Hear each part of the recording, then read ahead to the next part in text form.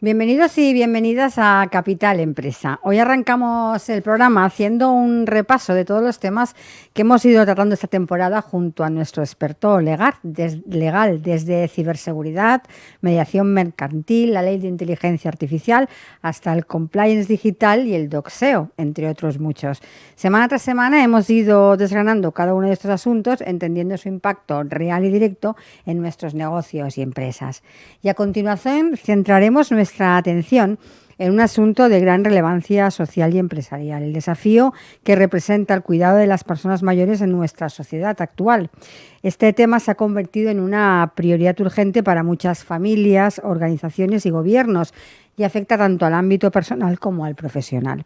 Hoy analizaremos las dificultades que esto implica, las soluciones que se están explorando y cómo las empresas pueden adaptarse para responder a esta necesidad creciente. Hablaremos de los cambios necesarios en políticas, recursos y actitudes para enfrentar esta realidad sin tapujos, entendiendo que es un reto que requiere compromiso y acción inmediata. Así que arrancamos Capital Empresa.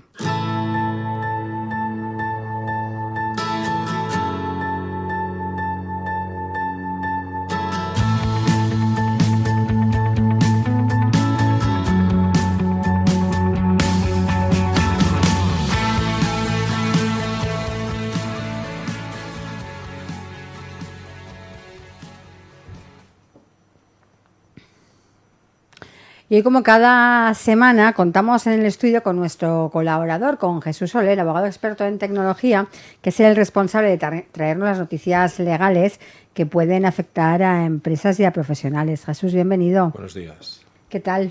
De verano. De verano, último programa. Último programa de la temporada.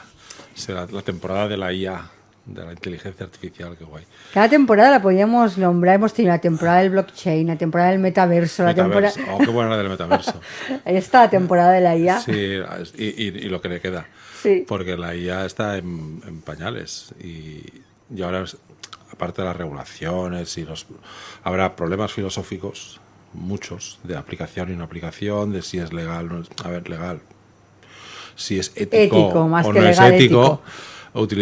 Ciertas utilizaciones de la IA y luego todos los desarrollos que va a haber de IA, porque al final hoy en día a cualquier plataforma, a cualquier desarrollo de software le puedes meter un panel de IA que son más o menos sencillos, entre comillas, incorporarlos, con lo cual te puede dar muchas más prestaciones de las que tenías, ¿no? Las propias búsquedas de Google ya se hacen o las haces a través de Perplexity o el propio Google tiene incorporado su Gemini, sí, o Copilot. Sí, que la primera respuesta que te da es la de la que IA. Dices, entonces ya preguntas, empezaremos a ver las verbalizaciones, o sea, el teclear, esto ya empieza a ser rudimentario, o sea, empezaremos a ver las verbalizaciones y que va a ser súper fácil preguntar a la IA, oye, ¿esto cómo va? O búscame una página de lo que sea, o encima son preguntas encadenadas, ¿no? Esta mañana hago una búsqueda, búscame esto, vale, ¿quieres que además te localice esto? Vale, sí, búscamelo. Si me das una dirección, además te puedo localizar no sé qué, venga, perfecto. Al final haces una búsqueda y dices, wow, es una interrelación con la propia IA, que supongo que lo ha aprendido a base de que otros le han hecho la misma consulta y le han vuelto a decir, pues ahora búscame esto, con lo cual ya a la siguiente ya han aprendido que esa búsqueda va encadenada con esta otra, que a su vez va encadenada con esta otra y te hace todo el traceo, ¿no? Yo he utilizado para traducir contratos americanos a un español casi, te diría que perfecto, bastante muy bueno, y encima te dice, ¿y quieres que además le incorpore esto? Vale. ¿Y quieres que haga esto otro? ¿Y quieres que además le ponga no sé qué? ¿Quieres que le añada un panel de firmas así y así? ¿Quieres que además te lo ponga en un formato de Word que sea perfecto para enviar por Signaturit, por ejemplo? Digo, venga, y te crea una plantilla en 0, Lo que antes tenías que empezar a pensar, buscar por aquí, buscar por allá. Luego lo junto, luego lo mezclo. Me lo descargo, ahora le voy a poner esto, ahora le voy a poner esto otro, ahora le voy a poner no sé qué, ahora voy a hacer no sé cuántos, ahora le puedes integrar un montón de cosas. Estamos preparando una plataforma para un cliente donde le he dado las bases de los contratos hechos a medida, y el resto va a ser por preguntas. Y este cliente necesita tal, sí, le pones el trozo que le hace falta. Y los pagos van a ser así, y le incorporas esa parte. Luego dices, te va a simplificar mucho el trabajo. Todo eso lo van a vincular con una plataforma de RP o CRMs y lo que sea. Hay gente que los CRMs antiguos ya los hacen, bueno, casi todos llevan IA, y ya te empieza a decir, ¿y quieres que cada 15 días te haga una no sé qué, no sé cuántos, y una campaña de bla, bla, bla, bla, bla? Sí. Sí, te lo gestiona absolutamente todo. Todo, con lo cual va a ser la temporada de empezaremos a ver desarrollos de IAs incorporados a cualquier plataforma, y encima tendremos los conflictos éticos, ¿no? Con la IA, sobre todo con la IA generativa. Con la IA que busca, y al final busca en plataformas o se nutre de lo que tú le des, pues bueno, eso al final son canales de búsqueda, con lo que te está haciendo es automatizar las búsquedas que ya existían. Correcto. ¿No? La ética ahí es, se ha nutrido de cosas que eran gratis o estaban en internet y podían hacerlo, o se están nutriendo de lo que no deberían hacer. Y el resultado queda... Entonces, ¿no? Buscar imágenes, buscar fotos, generar imágenes y fotos, eso va a ser lo más normal del mundo. Y a su vez verás que van a fluctuar muchos negocios en base a la IA, ¿no? Gente que va a crear pues, avatares, y los avatares son los que van a vender, grabaciones... Bueno, van a crear... nuevos modelos de negocio, va a crear nuevos puestos de trabajo, porque ahora somos expertos en prompts. Ya no se va, el prompt, el otro día me decían que ya es un concepto anticuado. Si tú imagínate. Y digo, pues si no hemos tenido tiempo de generar expertos. Ya lo llaman procesos, generación de procesos cognitivos o algo similar. Cualquier cosa. Queda muy chulo, ¿no? Pero prompt, que no sabes de dónde viene ni para qué sirve, es como interpelar a una IA. Ahora se llama procesos cognitivos, ¿no? Wow. Sí. Y esos procesos cognitivos van a ir nutriendo de respuestas, de preguntas, de interrelaciones, con lo cual eso lo vamos a ver en los próximos años, y la IA ha venido para quedarse y ha enterrado al blockchain.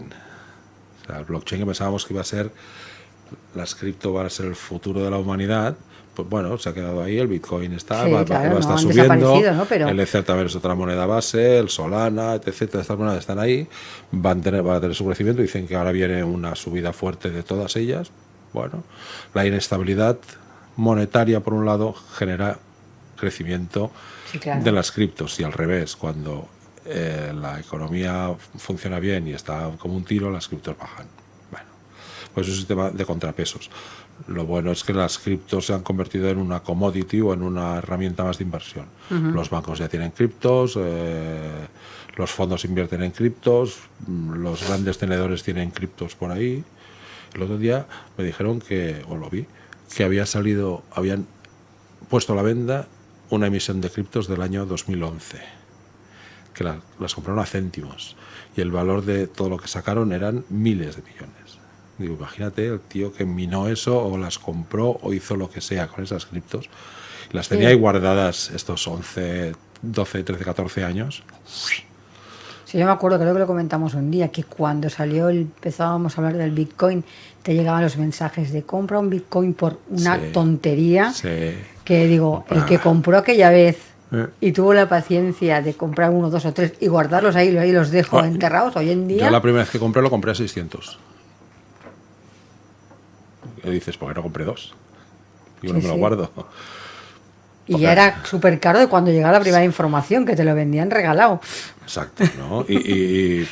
Pero, por ejemplo, tokens chorras como el Doge, que ahora, desde que Elon Musk dijo que el Doge, yo me acuerdo que en aquella época había una cosa que se llama faucets. Faucets son grifos, que tú hacías juegos y te daban Doges, porque era una moneda de intercambio de juegos. Entonces te habías llegado a juntar 10, 20, 30.000 Doges, que ahora es dinerillo. Yo hace unos años, para 3 de años, cuando ya empecé a hacer el boom de Doge, yo creo que tenía Doges por algún sitio. Empecé a buscar en sitios donde había jugado, y junté 500 pavos. Aquello dices, y solo de las cosas que tenía por ahí aparcadas, dices, bueno, entonces, estamos en la época que las monedas van a ser una commodity. Bueno, Bitcoin no lo va a enterrar nadie, va a seguir subiendo. Malas lenguas dicen que va a doblar otra vez en no demasiados años. ¿Lo veremos a 200.000? Bueno, es posible. También es posible que no, porque cuando decían que iba a llegar a 200.000 se fue a 60. Sí. Luego dices, bueno, es un tema de fluctuación. Tienes que hacer las apuestas y, como todo, tienes que poner los huevos en diferentes cestas para estar protegido. Sigue habiendo scams, sigue habiendo estafas, tienes que ir protegido, malfiarte de muchas cosas. Cada vez el mercado está un poquito más limpio, pero bueno, aún así, ¿no? ¿Qué más ha pasado este año? Mucha inestabilidad política. Bueno. Nuevos reglamentos y nuevas leyes que dices, bueno, tenemos la ley de inteligencia artificial, la DORA, las leyes de eficiencia judicial que ya comentamos la última vez, que es de ineficiencia judicial. Sí. Hasta que simplemente no nos acostumbremos a que ese nuevo modelo más o menos lo aprendamos todos, principalmente los operadores jurídicos, los abogados, pues nos adaptamos a lo que nos echen porque claro, no tienes más narices. No tienes otra. Pero cuando los operadores, o sea, jueces, secretarios y oficiales y tal, empiecen a funcionar y a entenderlo... Pasará un tiempecito. Bueno.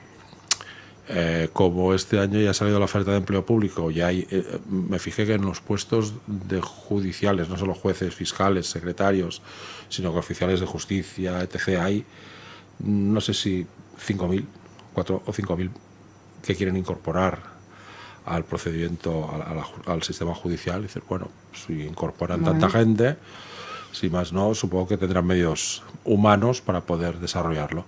Lo cual es un problema, porque hoy en día, todo interconectado y todo con software, el que haya más medios humanos tampoco tiene mucho sentido. Cuando lo que tienen que hacer es más medios materiales, más ordenadores, más técnicos, más informáticos y menos oficiales de tiqui-tiqui-ti, ¿no? Porque al final todo lo puedes gestionar desde un ordenador. Hace años tú tenías que hacer la demanda, escribirla, imprimirla, firmarla, hacer el pliego, llamar al procurador que te viniera a buscar la demanda y pasaba por tu casa, por tu despacho y se recogía toda la demanda con todos los papelotes ahí, todos imprimidos, más 2 copias, uno para el contrario, y al final se va un tocho así. Ahora es tiquití, lo firmas con firma electrónica, se lo envías al procurador, él lo pone en la plataforma, lo envía y en 0, ya lo tienes todo montado, ¿no? Es que hablamos lo que estábamos hablando de inteligencia artificial, de todo lo que te puede hacer. Miras esto y dices, bueno, igual. Claro. Igual, no sé. Lo que pasa es que también cuesta adaptarse a que la inteligencia, o a que conozca las herramientas de verdad de la inteligencia artificial, lo que te puede llegar a hacer. Primero porque las herramientas que estamos utilizando ahora son las gratis. O sea, que son la mayoría, las sencillas, ¿no? Exacto, no pagamos. Porque conozco gente que paga el ChatGPT Pro y hace unas auténticas locuras. Si tú intentas con el chat, pues a mí no me sale. Bueno, pues estás en la versión gratuita, ¿no? Que hace, bueno, está bien para aprender. Cuando quieres utilizarlo con nivel ya profesional, te hace falta la herramienta de verdad. Y esa, lógicamente, se paga. Que es lógico, ¿no? Yo había estado haciendo las integraciones de Excel, yo, pobre abogado de mí, haciendo Excel. Y dije, esto seguro que hay una forma de ponerlos, subirlos a la plataforma, decirle que me los integre, me haga los sumatorios, me haga no sé qué, me lo haga no sé cuántos. Segurísimo. Lo que pasa es que pruebas las plataformas gratis y dices, te hace lo básico. El propio programa, el software de Excel ya te hace bastantes cosas. Lo que pasa es que todavía esa capa de inteligencia artificial de decirle, mira, quiero hacer esto y hacerlo en lenguaje natural, que es lo bonito, no te lo hace. Tienes que, a ver, si, vale, para hacer esta integración tengo que ir a archivo, buscar, no sé qué, 15 pasos hasta que lo consigues. Entonces, pero todo eso acabará siendo lo más normal del mundo de aquí a no demasiado, 1 o 2 años. Vamos a tener integrados todo el software, el lenguaje natural, le podremos interpelar, seguro que picaremos un botón. Yo ahora las reuniones las grabo desde esto, las grabo, automáticamente la paso a una plataforma de IA y le digo, transcríbemelo y hazme un resumen. Y hace una transcripción. Si todo el mundo habla bien y muy pulido, la máquina lo entiende mejor. En cuanto dices alguna palabra, algún nombre raro que no sabe interpretar, se pierde, ¿no? Pero te simplifica la vida muchísimo en las reuniones. En la propia plataforma le dices, grábamela esta reunión, o directamente desde el calendar le dices, hay una reunión a tal hora, pum, conéctame con la plataforma N y arráncala en cuanto hagas el Meet, el Zoom o directamente una reunión presencial. Lo voy a grabar, porque así hago el resumen. Ah, vale. Pum. Y es 0, en que lo tienes montado.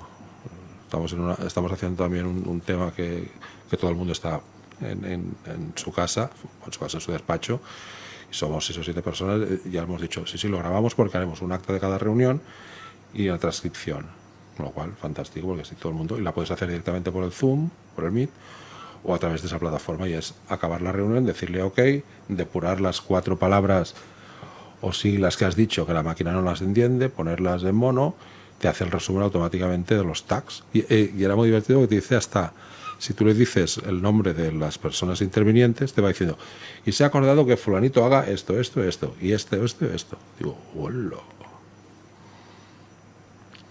A los 5 minutos de haber acabado las reuniones. Maravilloso.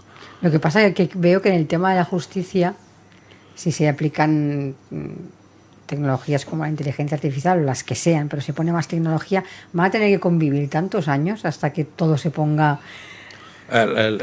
Es un elefante muy pesado, muy lento. Por eso digo que hasta que todo pase por tecnología, eso va a tener que convivir muchos años, ¿no? Los sistemas actuales del LexNet de enviar cosas desde los despachos y en la carpeta judicial, que no está unificada, siguiente problema, en España. ¿Ves? Como que siempre que damos la solución, detrás hay un problema. Sí, no está unificada. Yo hice las clases del LexNet del Colegio de Abogados y fue en el 2016. Fue cuando arrancó, 10 años. O sea, ahora ya lo hemos normalizado y aún así da algunos problemillas. Joder, estamos en el 25. O sea, ya llevan 9 años con ese sistema y dices, ¡guau! Y todavía está ahí. Por eso digo que en el tema de juzgados, Sí. de que ves unos expedientes, que ves unas mesas llenas hasta arriba de... La eficiencia judicial lo que permitirá es eliminar todo el papel. Sí, pero durante muchos años vamos a tener que convivir, creo, ¿no? Bueno, porque hay muchos procesos que están en marcha, porque un proceso desde que lo arrancas hasta que llega al Supremo te puede tardar 10 años, porque al final la prueba, muchas veces, casi siempre está en papel. Todavía vivimos en un mundo de papeles y de imprimirlo y volverlo a imprimir.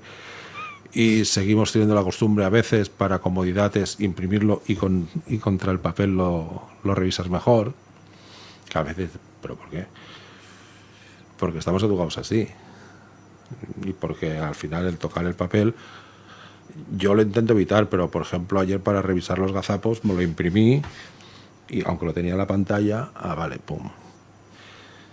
Bueno, nos tenemos que ir acostumbrando a que el papel hay que eliminarlo. Primero porque no es práctico, después porque no puede ser que la mesa la tengas llenas de papeles porque te has imprimido. ¿Ahora qué hago? Lo destruyo. ¿Ahora qué hago? Está juntando ahí brosa que no sirve para nada. Entonces hay que acostumbrarse que pantallita. Yo todos los temas los tengo siempre en el Documents y los voy, mira esto, recupera esto, pum, pum.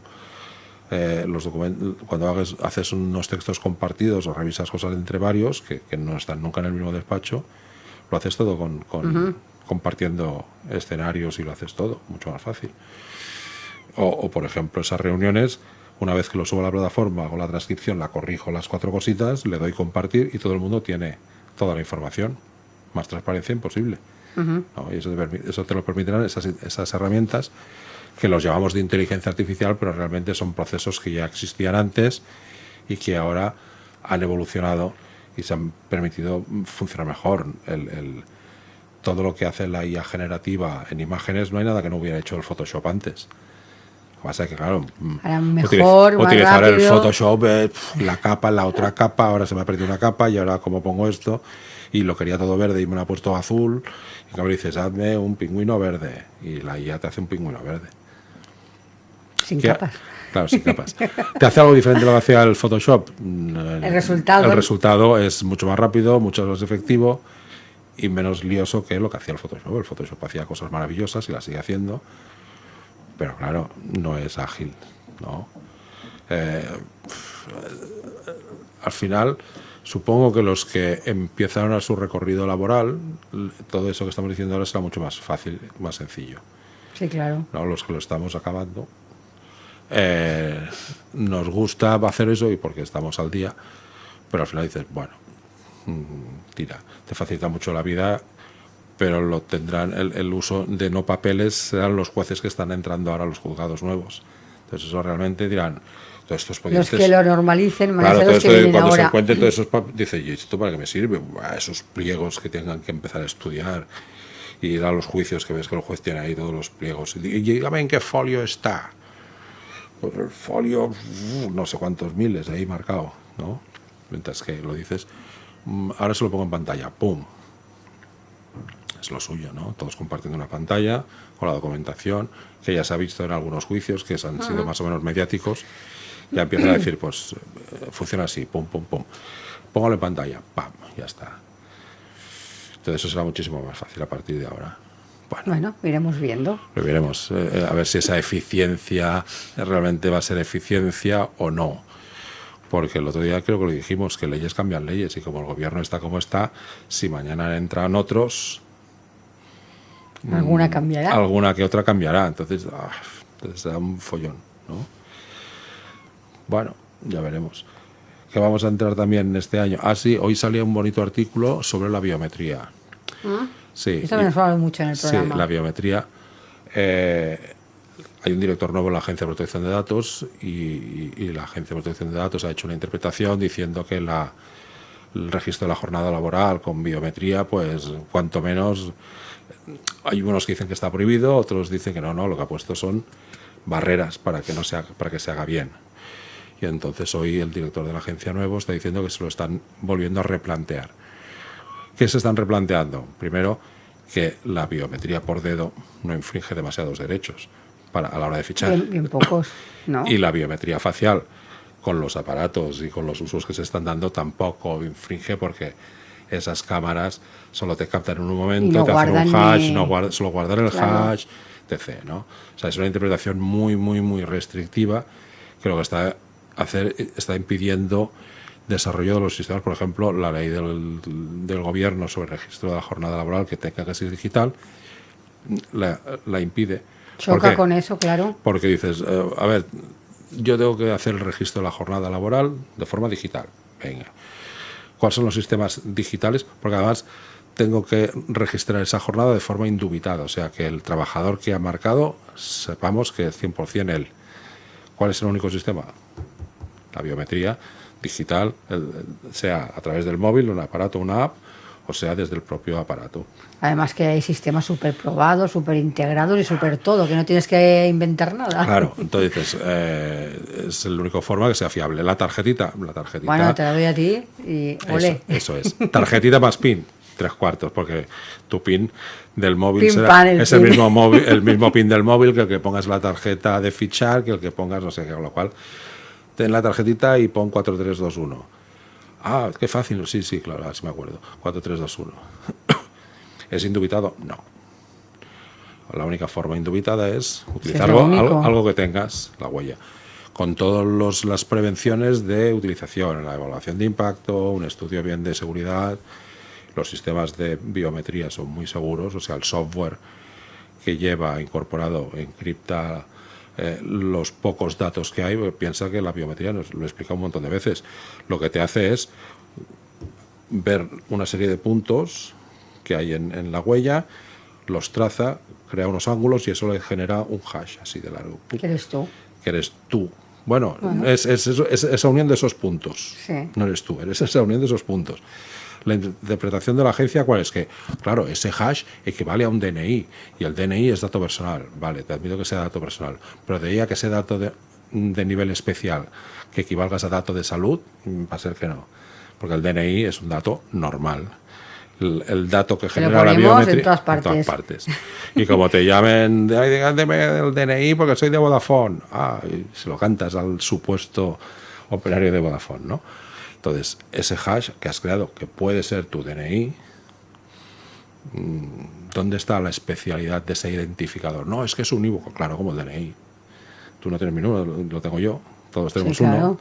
Ese hash, que es la generación de un número que no es aleatorio, sino generado computacionalmente a través de estos 5, 6, 7 puntos, depende de la sofisticación de la huella, te genera un número súper largo, que para falsificarlo tiene mucha tela, porque al final, cuando tienes ahí 200 caracteres, en cambio el DNI, pues vas haciendo pruebas y sabes que hay 40 y no sé cuántos millones o 50 millones de millones. Dando vueltas a un numerito. Exacto. Todo lo cual dices, siempre sabes cuál es. En cambio, un hash de una huella o de una cara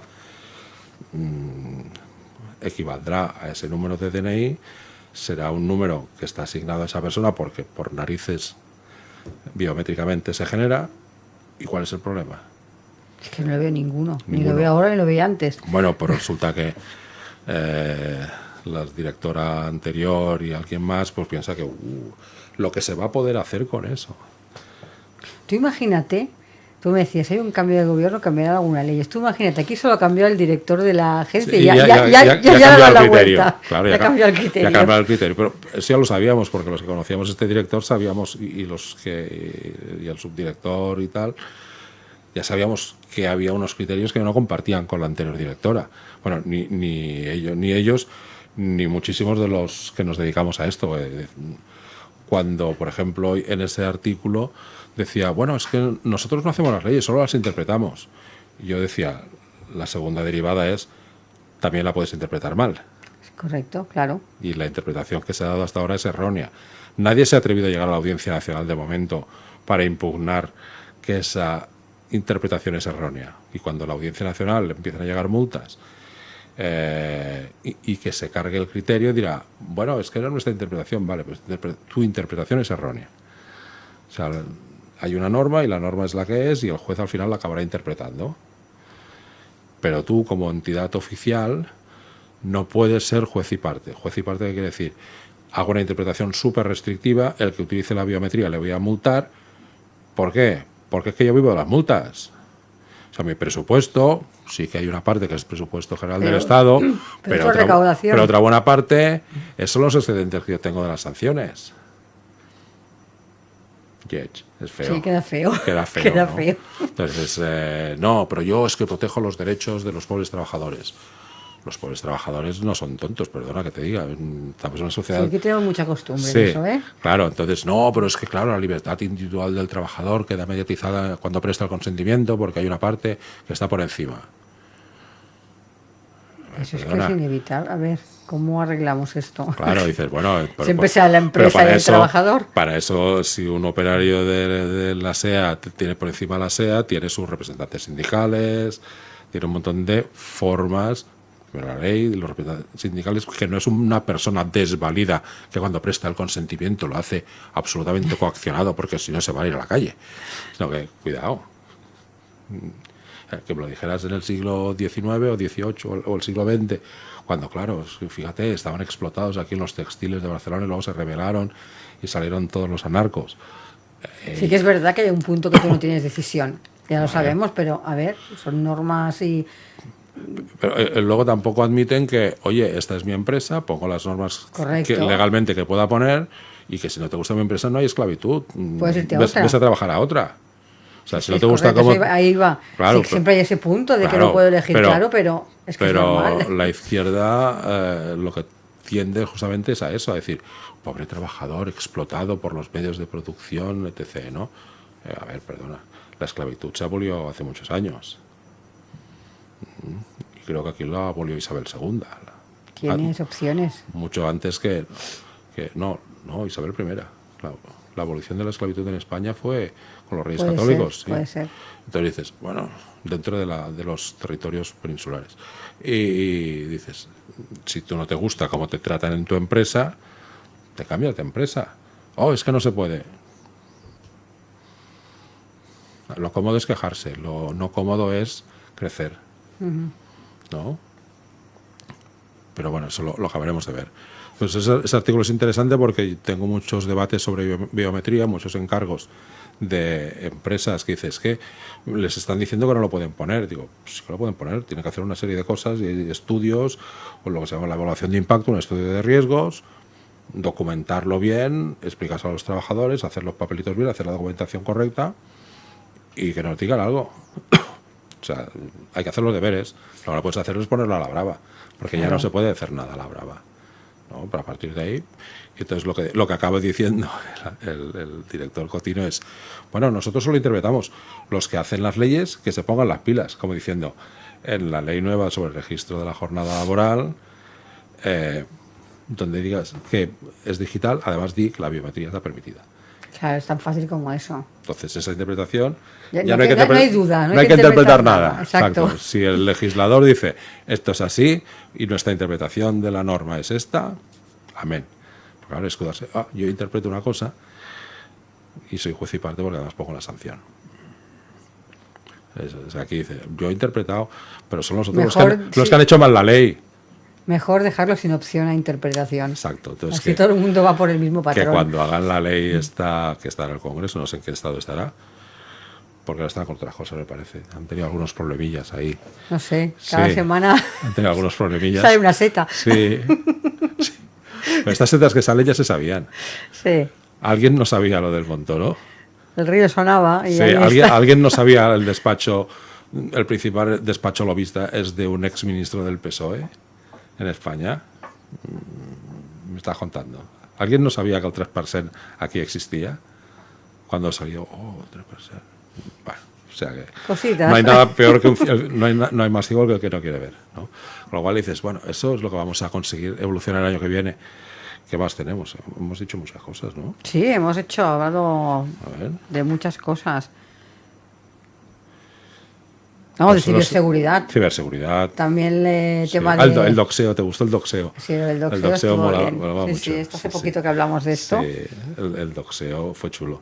Porque es que como van a salir más palabras... Sí, bueno, esto está a la orden del día. A todo le ponemos un nombre. Van a seguir saliendo más palabras. El siguiente, no sé. Bueno, y hablando de que cuando hemos estado hablando de la inteligencia artificial, hemos hablado de todas esas estafas tan sofisticadas que te crean con inteligencia. El tema de duplicarte las voces, de clonarte las voces, las estafas bancarias. Sí. Y vamos, conforme vaya creciendo la IA. Y cada vez con menos rango va a ser más fácil clonar cosas. El otro día veíamos... Y creo que será más difícil demostrar que son falsas, ese es el problema. Bueno, yo conozco gente que tiene sistemas de reconocimiento de voz y que está homologado para el EIDAS, el sistema de reconocimiento bancario. Lo que reconoces está hecho por una máquina, ¿no? Sí, y dice que la vibración... El algoritmo reconoce si esa vibración la emites desde una garganta con aire o la emite una máquina electrónica. Digo, ¡voilà! Realmente tu voz claro. es respiración más vibración de cuerdas. Y eso es una cosa toba. En cambio, la máquina, el oído no percibe cosas que una IA puede llegar a percibir. Esa vibración electrónica... eso aún no sabremos, porque si no, es complicado. Esa vibración electrónica, dices, bueno, el otro día veía Misión Imposible, no sé cuál, una de ellas. ¿A 747? Sí, una de ellas. Donde el Tom Cruise se ponía una careta que imitaba a otro tío perfectamente. Sé cuál es. Y le hace leer una tarjetita al tío, porque en esa tarjetita están todos los sonidos del inglés. Entonces, una vez que lo registra en la máquina, ya está, ahora te copio la voz. Y la máquina va diciendo lo que el tío tiene que decir, ¿no? Ahora ya no hace falta leer toda esa tarjetita con todas esas palabras donde están todos los sonidos del inglés, porque la máquina, a través de 2, 3, 4, 5 palabras o una frase sencilla, ya coge la entonación, ¿no?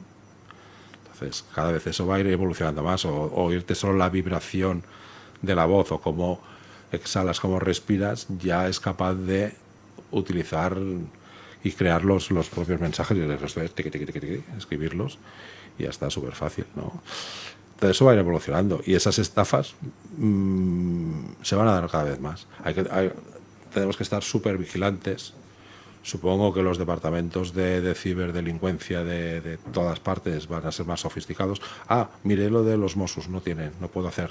Es verdad que quedó pendiente. No puedo hacer denuncias sobre temas electrónicos. Sobre delitos. Solo la Guardia Civil lo tiene y la Policía Nacional. Los Mossos entrabas y aquí no. Poner advertencias, avisos, recomendaciones, todo lo que tú quieras. Pero no puedo poner una denuncia en virtual. En cambio, la Policía Nacional, sobre todo la Guardia Civil, tiene un departamento de ciberdelincuencia donde ahí pones, explicas lo que sea, le incorporas evidencias y ellos ya, que es lo lógico. Si me ocupo de la ciberdelincuencia, que no tenga que ir yo a una comisaría de la Guardia Civil.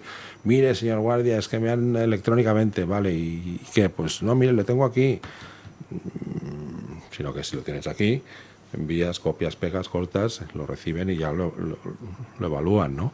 Estafas con criptomonedas, pones la billetera, pones las conversaciones y tal, y desde la billetera, como todo es público, automáticamente ven qué es lo que ha pasado y lo que no ha pasado, ¿no? Ver si ha habido transacciones erróneas y tienes bots metidos detrás, lo que sea, ¿no? Y también, ya que estamos en veranito, También hablamos del sencillo y práctico registro de viajeros. Acuérdate, hace tiempo.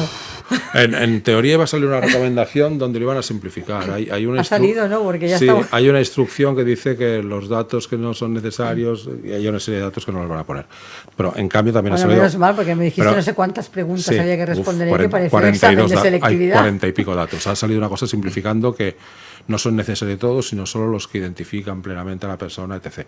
Pero en cambio ha salido una instrucción de la agencia diciendo que no se puede hacer las fotos del DNI, porque eso lleva datos excesivos, como puede ser la foto, como puede ser como puede ser el departamento de la policía que lo ha hecho, el grupo, ¿no? O sea, lo que en teoría dice el registro de viajeros es el nombre, el DNI, la fecha de caducidad, 2 cositas más. Pero claro, ni la foto dice la norma que tiene que estar, ni el grupo que te ha hecho el carnet, ni una serie de cosas más, ni el identificador que hay dentro del holograma tiene que estar, con lo cual consideran que son datos excesivos y al hacer esa foto estás en datos excesivos, ¿no? Con lo cual dices, bueno, vale. Pero también, por otra parte, dice la norma de que tú tienes que identificar, entre comillas, plenamente al viajero. Sí. Con lo cual dices, bueno, ¿y cómo lo identifico plenamente? Bueno, que te enseña el DNI, le miras la carita, tu propio identificador es, yo creo que sí, pero no te guardes el documento, porque no tienes derecho a guardarte el documento ni ver ni registrar todos los datos. Es una norma que es un poco coja y un poco excesiva. También hemos hablado de, propiamente, por separarlo, ¿no? Laboral. Hemos hablado de las prácticas discriminatorias en procesos de selección, sí. Hemos hablado de los despidos por la utilización de redes sociales y dispositivos en el trabajo, sí. Hemos hablado de la redacción unilateral de los planes de igualdad y sí, qué rollo, que esto de igualdad, de acoso y del LGTBI. Me tienen negro los planes de igualdad. Sí, porque aparecen los sindicatos y ahí la lían toda. Es tremendo. Sí, sí, pues son hipernormativos, no. No son, ya no lo llamo ni escrupulosos, sino que dices, bueno, no son ágiles, vale, por decir algo fino y elegante, ¿no? Pero dices, bueno, todo esto hace falta, porque justamente yo ahora estoy acabando un registro salarial. El propio sentido común igual a la normalidad, sí. Igual valdría más que en muchas cosas que plantean los planes. Yo ayer me tiré toda la tarde cuadrando unos Exceles del registro salarial, donde lo único que va a decir ese registro salarial es que la empresa tiene N hombres y N mujeres, el salario es entonces hay una serie de cosas de desvíos o no desvíos, ¿no? Entonces dices, bueno, para hacer el registro bien y hacer bien el plan de igualdad, tienes que tener cuidado que la empresa no esté muy masculinizada o feminizada, porque entonces hay distorsiones. Digo, pero es que en una empresa es casi imposible que haya 50 y 50. Materialmente es imposible. Sí. Pero es que después hay sectores donde hay más mujeres que hombres y en sectores que hay más hombres que mujeres. Y eso no es ni bueno ni malo, sino que es lo que es. Que es exacto lo que es. Claro, entonces dices, no, pero tienes que poner una serie de medidas porque esta empresa está feminizada. ¿Por qué? Porque tiene más de un 40%, más de un 60% de mujeres. Y si es un colegio, es lógico. Sí, claro. Si es de cuidado de ancianos, es lógico. Servicio social, es lógico. Un sector pero es que es una empresa femenino. Feminizada.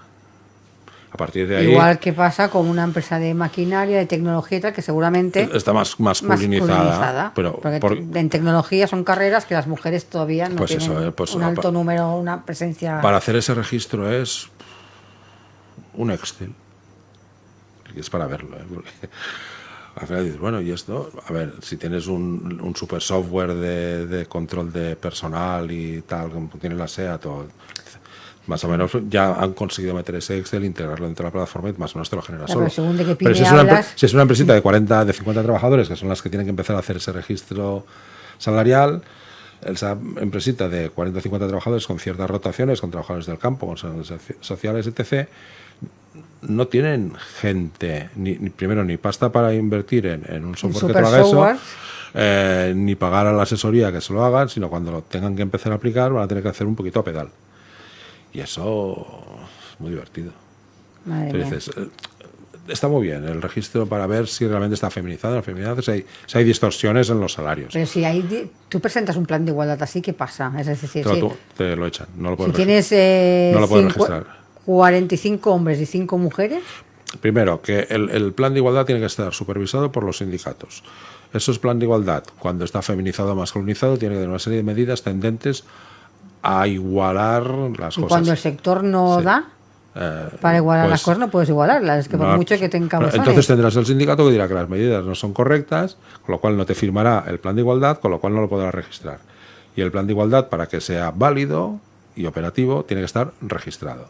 Y si no cuentas con la firmita de los sindicatos mayoritarios o de los representantes sindicales, todo el trabajo que has hecho no sirve para nada. Porque cuando llegues al registro que hay que registrar ese mismo registro con los convenios y vayas a registrar ese plan de igualdad, te lo tumbarán. Con lo cual dices, ¿y ahora qué? Si necesitas el plan de igualdad o tienes una inspección de trabajo, dirán, ¿y su plan de igualdad? Pues mire, es que lo estamos haciendo. ¿Y cuánto hace que lo están haciendo? 2 años. ¿Y por qué? Pues porque los sindicatos no... Me lo tumban. Han ido al registro y me lo han tumbado. Por eso, cuando hablamos de la redacción unilateral es porque los sindicatos muchas veces no acuden, no participan, lo bloquean, no sacan... No ponen los medios para que lo saquen a tiempo, con lo cual lo tengo que tener en 3 meses, pero si todo el mundo no ha participado y se ha puesto las pilas y me ponen palos en las ruedas, no me pongas sanciones cuando la culpa es de los demás. Yo he hecho todo lo que podía hacer, pero claro, los otros no, es que tú no cumples la norma y no haces todo lo que te decimos que tienes que hacer. Hombre, es que no tiene mucho sentido. Entonces, quiero cumplir, pero por otra parte no me dejan cumplir. Si llega la sanción, ¿de quién es la culpa de la sanción? No, nosotros solo hemos hecho lo que pone la norma. Ya, pero no me habéis permitido, no tenéis la cintura suficiente para ayudarme a cumplir la norma. Tú te has quedado en tu atalaya. He dicho, no. No, es que esto no puede ser así. Ahora teníamos un problema en uno, donde enviamos la comunicación, o sea, de un acta, y de golpe y porrazo no nos contestan. O sea, lo envío por firma electrónica, o sea, signature, ¡pum! No.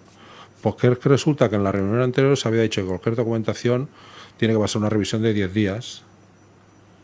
Digo, bueno, 10 días o no, porque si está todo bien, vale, esto, sí, vale, pum, venga, va, que hay que ir rápido. No, hay que pasar los 10 días correspondientes, con lo cual dices, ¿y por qué no nos han contestado? Qué raro, no lo han abierto, ni lo han leído. Están esperando los 10 días. Jolín, también. Sí. Guay, ¿no? Qué bonito. Sí, pero entonces no puede ser. Si la empresa lo ha leído, les llegó, perfecto. Sí, a todo el mundo le ha llegado, sí, porque me da la llegada. Lectura, nada.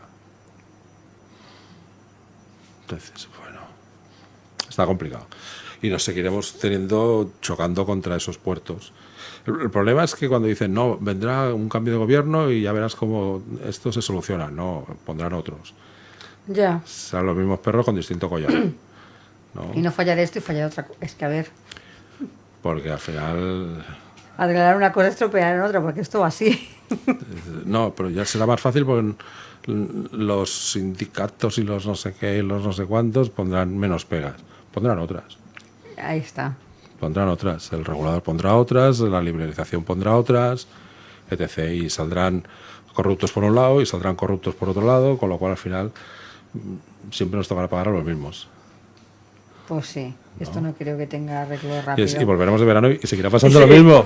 Ya verás, cuando lleguemos de verano diremos, ¿qué ha pasado? ¿Qué ha pasado? Más de lo mismo. Más de lo mismo. Nos fuimos aquí y seguimos. Y seguimos en el mismo sitio. Sí, sí.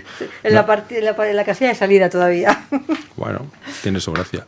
Pues Jesús. Nos vemos a la vuelta. Nos vemos a la vuelta. Felices. ¿Estaremos morenos o qué? Bueno, yo no creo porque no tomo el sol. Yo es que soy blanco. Nada. Perdón. Felices vacaciones, Igualmente. que te lo pasas muy bien, que cargues de energía para volver a tope y nos vemos. Con las pilas puestas. Exacto, con las pilas puestas. Nos vemos la temporada que viene. Hasta el verano. Feliz verano. Adiós. Adiós.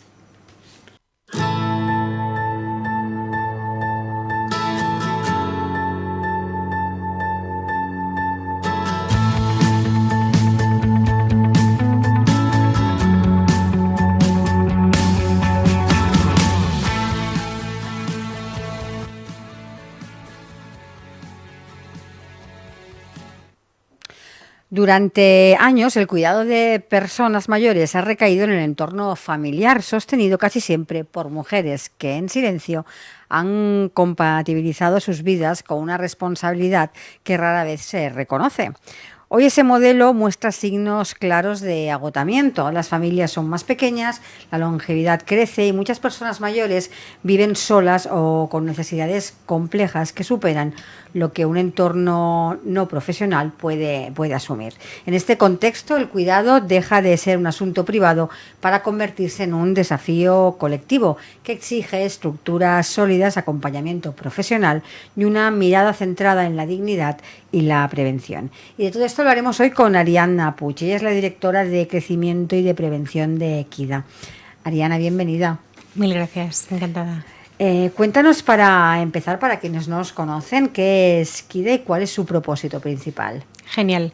Equida es una empresa de impacto social y nacimos con lo que a nosotros nos gusta llamar la triple M, ¿no? Nuestro objetivo final es que más personas vivan con más calidad de vida, más tiempo en casa, ¿no? Y esto pasa por tener el acompañamiento adecuado en nuestros últimos 6, 7, 8 años de vida en el domicilio, ¿no? Nosotros nos centramos en el cuidado a las personas mayores o personas dependientes, que no necesariamente son mayores, que quieren y desean vivir en casa, ¿no? Y hacemos desde acompañamientos, lo que nosotros llamamos un acompañamiento más social, ¿no? En situaciones pues de viudedad, o que entramos en esa parte inicial de dependencia, pues acompañamientos en las actividades diarias, en ir a hacer la compra, las comidas, etcétera, hasta lo que nosotros llamamos, ¿no?, acompañamientos de finales de vida para tener un final de vida digno en casa. ¿Cuál dirías que es vuestro valor añadido? ¿Qué diferencia Equida de otros servicios de atención domiciliaria? Dos principales cosas. Una es la atención centrada en la persona, como te comentaba. Nosotros arrancamos con un plan de trabajo individual, cada persona es su mundo, las necesidades de cada uno cambian y nosotros definimos junto a la familia y junto a la persona que vamos a cuidar qué entendemos por éxito y qué actividades vamos a hacer, ¿no? Es muy distinto si queremos recuperar una autonomía tras una intervención de trauma, una cadera, por ejemplo, que si queremos un final de vida digno o simplemente queremos un acompañamiento en un caso de Alzheimer, ¿no? Y el segundo es el profesional que realiza esa labor en casa, ¿no? Formado, capacitado, que tiene tanto las competencias más hard, ¿no?, o más soft, que puede encajar con esa persona en el domicilio, ¿no? Tanto la selección como el acompañamiento de todo este ecosistema que lidera nuestro equipo de trabajadores sociales. Uh-huh. Para empezar a hablar del tema que nos ocupa, habéis lanzado un informe que refleja la realidad que muchas familias viven en silencio, ¿no?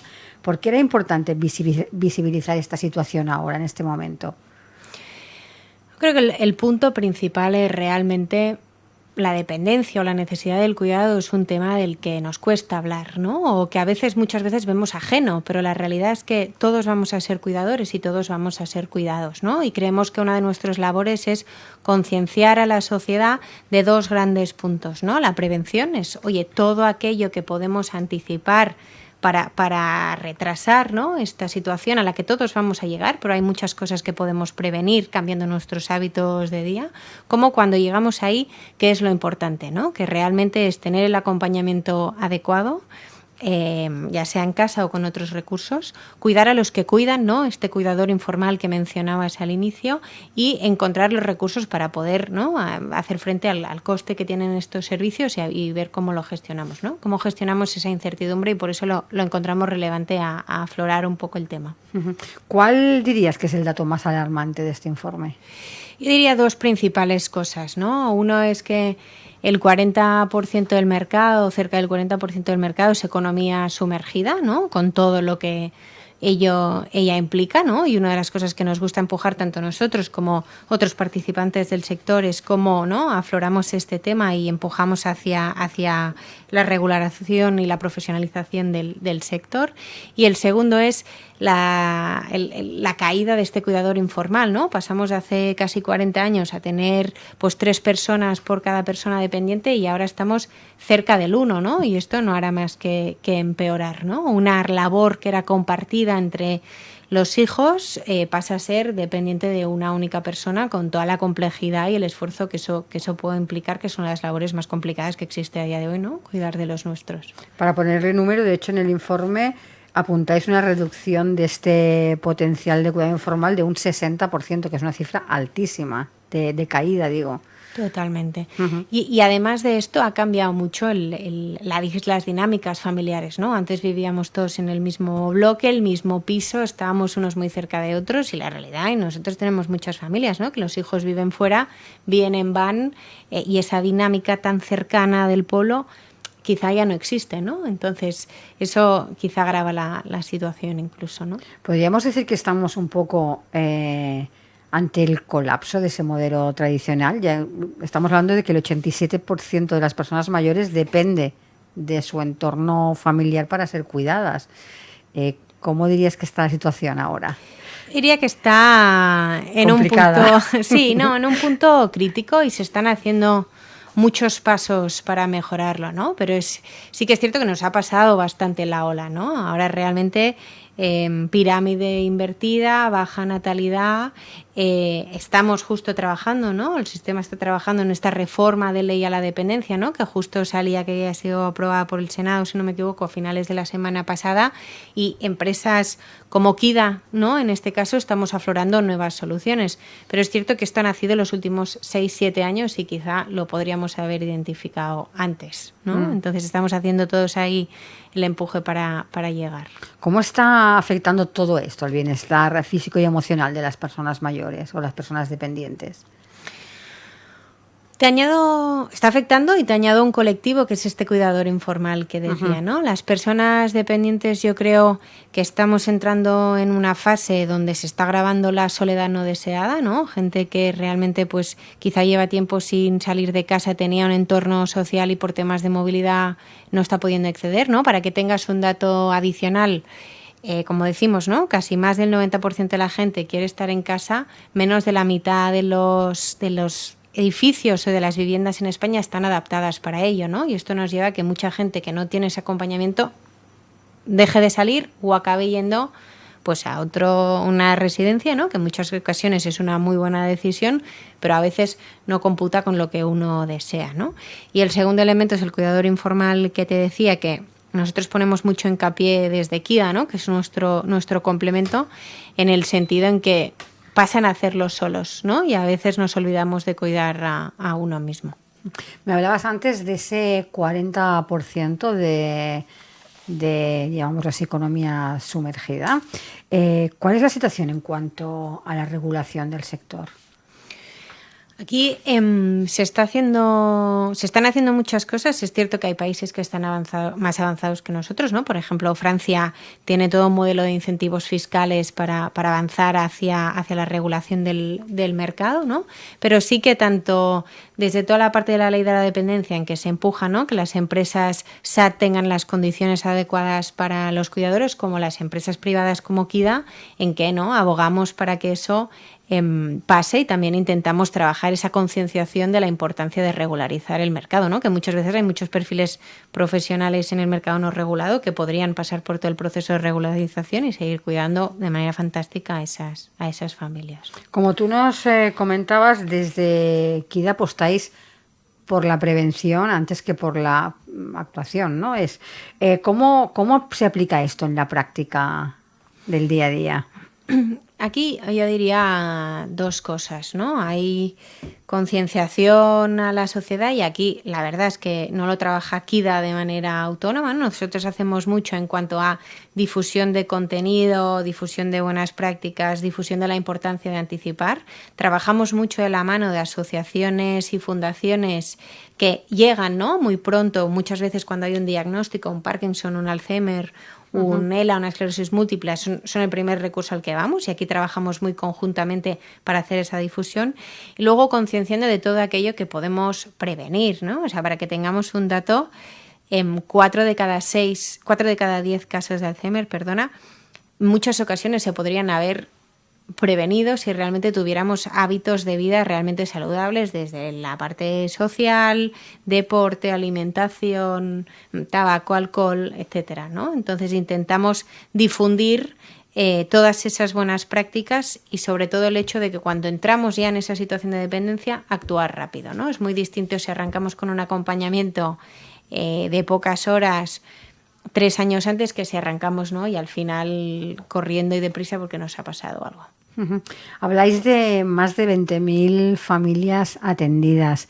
¿Qué ha sido para vosotros todo este camino? ¿Qué habéis aprendido de todas estas familias que han pasado por Kida?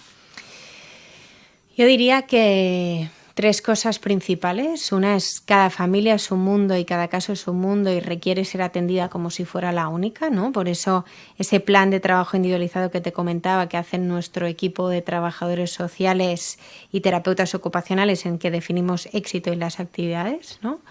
2, uno de nuestros valores que nos gusta llamar calidad primero, ¿no? El crecimiento a cualquier coste no tiene sentido, es un servicio ultra delicado, ultra relevante. Las familias están dejando, ¿no?, a sus padres, a sus madres en nuestras manos. Entonces, la calidad es por lo que nosotros apostamos y muchas ocasiones hemos dejado ciertas iniciativas de crecimiento para asegurar esa calidad. Y 3, la continuidad, ¿no? No sirve solo iniciar un servicio, sino lo importante es mantener esa continuidad y ese encaje entre el profesional y la persona que vas a cuidar, ¿no? Uh-huh. ¿Prestáis también servicios en el marco del servicio de atención en domicilio? ¿Cómo se articula esta colaboración? En el sí. Domicilio.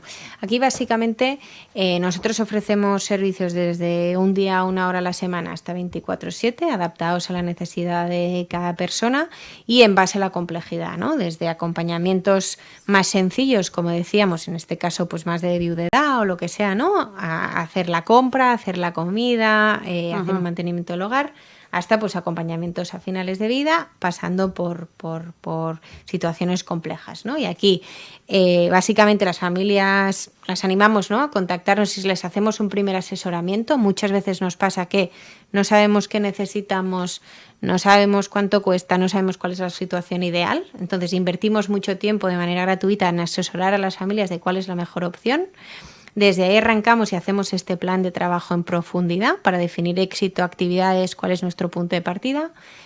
Buscamos al mejor cuidador, ¿no?, que se adecúa al mejor profesional, que se adecúa a esa situación y arrancamos y hacemos un acompañamiento de todo el servicio, ¿no? Porque es muy importante ir regulando la evolución con la familia y la persona a la que vamos a cuidar, ¿no? Es muy distinto ahora que dentro de 1 año y medio. Uh-huh. Visto todos los servicios que le ofrecéis a las familias, ¿cuál es el perfil de todos los profesionales que colaboran con Kida o que trabajan con vosotros?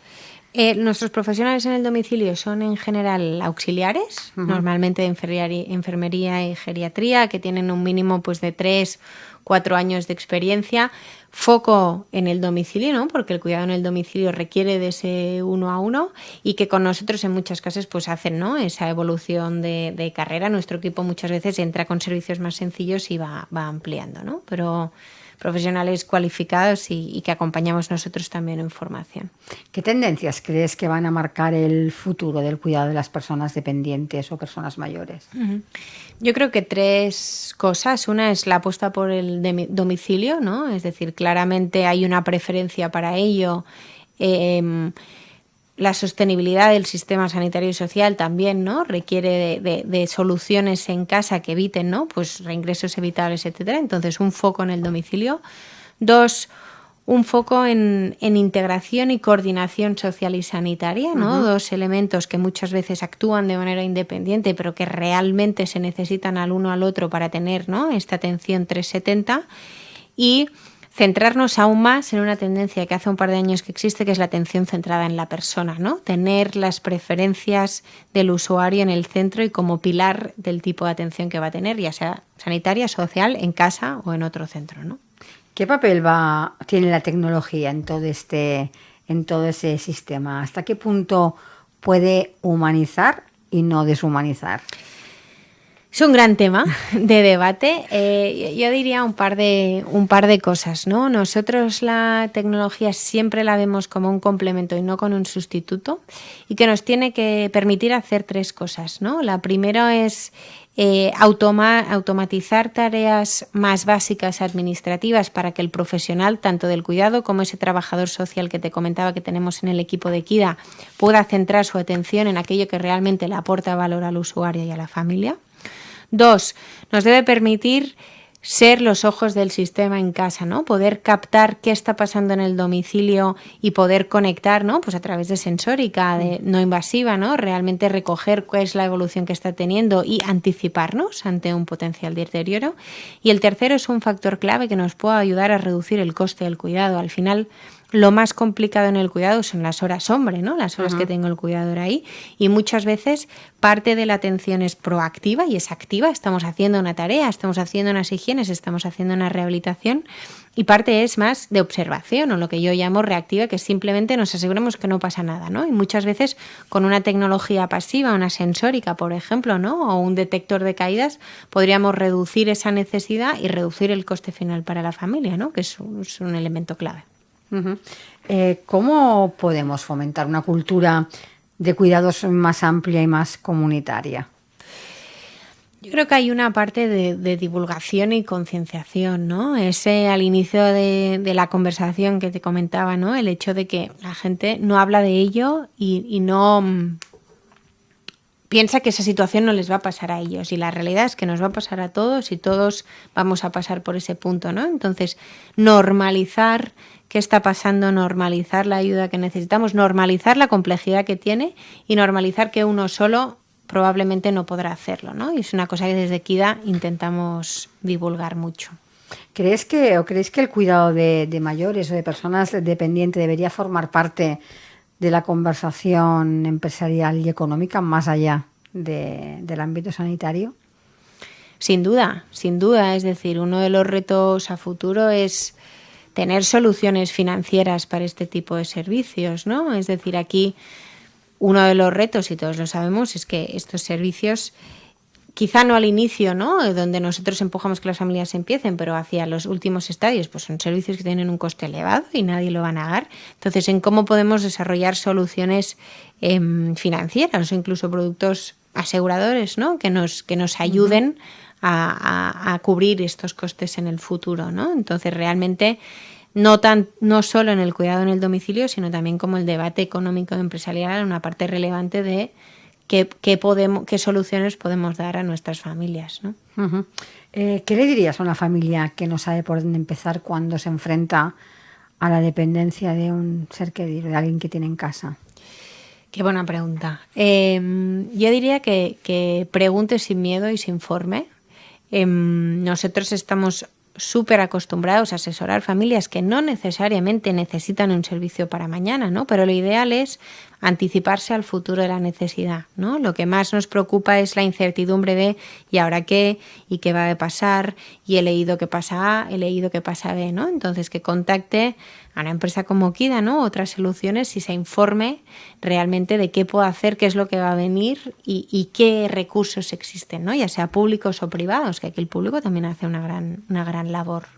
Sí, eso es importante porque a veces asociamos de utilizar este servicio cuando ya se tiene que intervenir. Pero, por ejemplo, hablo de una enfermedad como la ELA, que al principio no necesita ningún cuidado, pero poco a poco sí que vas teniendo que ir ayudando en ciertas cosas, ¿no? Pues que se informen desde el principio sería lo ideal, aunque no necesitasen cuidador. Totalmente. Nosotros, una de las cosas que trabajamos mucho es, uno, esa anticipación, ¿no? Es decir, se nota mucho una familia que llega, ¿no? Que está preparada, ¿no? Sí, una familia que llega pues un año y medio antes a que haya esa intervención, ¿no? Esa necesidad de, pues por ejemplo, una prótesis de cadera o una prótesis de fémur, ¿no? Y que podemos ayudar a ese usuario a hacer lo que nosotros llamamos un mantenimiento de la autonomía, ¿no? Es decir, cómo le acompañamos a hacer todas esas actividades que puede hacer de manera autónoma para asegurarnos de que eso sigue pasando, ¿no? Muchas veces perdemos eso que nos lleva a esa pérdida de autonomía, ¿no? Entonces, el mensaje claro es anticiparos, informarnos, ¿no? Hay muchos profesionales como Kida que realmente conocemos el sector, entonces uno, informarse no nos cuesta nada y tener un poco la foto, ¿no? Y todo aquello que podamos anticipar, ideal. Ariana, desde tu experiencia, ¿qué necesitamos cambiar, digo, como sociedad, para cuidar mejor? Muy buena pregunta. Yo diría 3 cosas. Uno, dejarnos ayudar. Muchas veces nos cuesta pedir ayuda, ya sea a nuestros cercanos como a un recurso público o privado. 2, que nos concienciemos de que esto nos va a venir a todos y que más vale prevenir y anticiparnos. Cuando antes nos informemos y cuando antes entremos en la rueda, mejor. Y 3, la importancia de divulgarlo a los que nos rodean, ¿no? Dejar de convertirlo en un tema, no quiero decir tabú, ¿no? Pero cercano a tabú, de que nadie habla de ello, es la naturaleza de la humanidad y es a lo que nos vamos a encontrar, ¿no? Y solo nosotros podemos normalizar un tema como este. En estos momentos, ¿cuál sería el perfil de familias que se acerca a Kida para consultaros o para solicitar vuestros servicios?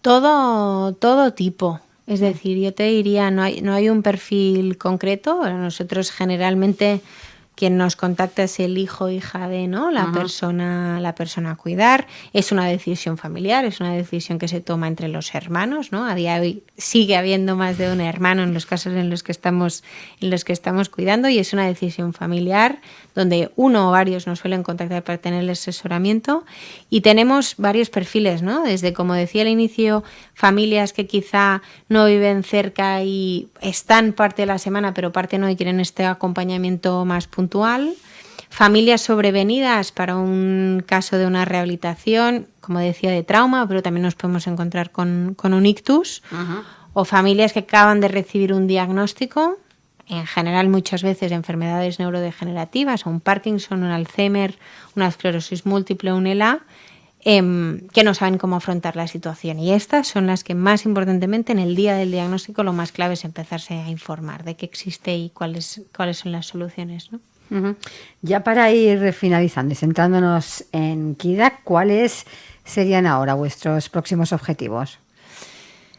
Nosotros yo te diría que tenemos 3 principalmente, ¿no? Uno es seguir abogando, ¿no? Por esa calidad de la atención, ¿no? Nosotros trabajamos con nuestras familias diariamente para mejorar el servicio que damos y para mejorar ese acompañamiento en casa. Aquí estamos empezando, ¿no? A incorporar estas capas de la tecnología para ayudar a las familias a reducir, ¿no? Esos costes. 2, accesibilidad. Nosotros luchamos mucho para que no quede nadie sin cuidado. Sabemos que muchas veces pensamos que es un servicio con un coste muy elevado. Hay soluciones, ¿no? Para realmente pues complementar el cuidado actual y tener soluciones a menor coste al cual podamos acceder, ¿no? Y trabajamos mucho con ese foco de accesibilidad. Y el tercero, en intentar que con ese acompañamiento que te decía que hacen nuestras trabajadoras sociales o nuestros trabajadores sociales, englobar todas aquellas necesidades que nuestras familias pueden necesitar en el domicilio, ¿no? No solo muchas veces es un cuidador, muchas veces necesitamos acceso a fisioterapia, ayudas técnicas, cosas tan sencillas como peluquería, porque no nos podemos desplazar, ¿no? Pues todos aquellos servicios que nos permiten estar con calidad de vida en casa, poder ayudar a nuestras familias a acceder a ello. Y ahora sí, para finalizar, para aquellos que nos escuchan y quieran más información, conocer bien todos vuestros servicios o contactar con vosotros para haceros alguna consulta, recuérdanos vuestra página web, que seguro que ahí están todos los datos. Perfecto. Si acceden a kida.es, QIDA.es, tendrán ahí directamente o nuestro teléfono directo, que estamos los 365 días conectados, tanto fines de semana como festivos, como un formulario en el que le contactaremos en menos de una hora y allí haremos este asesoramiento inicial sin ningún coste, que a muchas familias les ayuda, ¿no? A entender a qué se enfrentan. Pues Arianna, muchísimas gracias por tu participación y por venir a hablarnos, ¿no?, acerca del presente y del futuro de las personas dependientes y mayores. Muchas gracias. A vosotros. Y a todos ustedes, como siempre, muchas gracias por acompañarnos y les recuerdo que les espero de nuevo mañana a las 10 en Capital Empresa. Así que hasta mañana y feliz día.